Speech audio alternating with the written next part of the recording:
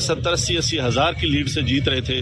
हमने उनको हरवाया है और उनके ऊपर जाली मोहरे लगा के सबको हरवाया। मैं ये सारी इस गलतकारी की जिम्मेदारी अपने ऊपर ले रहा हूँ और साथ आपको बता रहा हूँ कि जो चीफ इलेक्शन कमिश्नर है, जो चीफ जस्टिस है, वो भी इस काम में पूरे शरीक है। बाप दादा भी अंग्रेजों के खिलाफ और सिखों के खिलाफ जंगें करते रहे हैं, लड़ते रहे हैं ये मुल्क बनाने के लिए।